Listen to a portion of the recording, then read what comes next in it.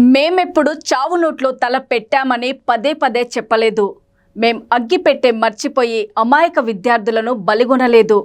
ప్రతిపక్ష నాయకుడిగా కేసీఆర్ని రమ్మనండి, ముఖ్యమంత్రిగా నేను వస్తా, ఇద్దరం జంతర్ మంతర్ వద్ద ఆమరణ దీక్షకు కూర్చుందాం అని అసెంబ్లీ వేదికగా సీఎం రేవంత్ రెడ్డి అన్నారు. మేము ఎప్పుడు కూడా చావు నోట్లో తలబెట్టి తెలంగాణ సాధించమని మేము ఎప్పుడు చెప్పుకోలే.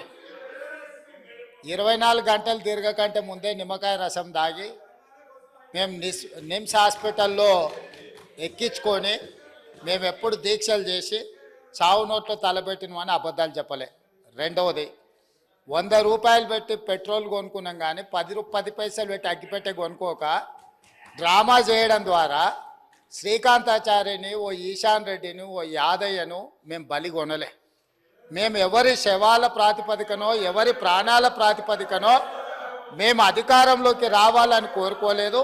కోల్పోయిన అధికారాన్ని మళ్ళీ ఇతర ప్రాణాలను బలిచ్చి కుర్చీలో కూర్చోవాలని అనుకోవడం లేదు. అయితే తెలంగాణ రాష్ట్ర విశాల ప్రయోజనాల దృష్ట్యా అక్కడ కల్వకుంట్ల తారక రామారావు గారు, ఇక్కడ తన్నీర్ హరీష్ రావు గారు దీక్ష గురించి ప్రతిపాదించారు.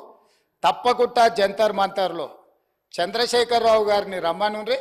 చంద్రశేఖరరావు గారు, నేను ప్రతిపక్ష నాయకుడిగా చంద్రశేఖరరావు గారు, సభాపక్ష నాయకుడిగా నేను తెలంగాణకు నిధులు తెచ్చుడో అవసరమైతే సచ్చుడో తేలుద్దాం.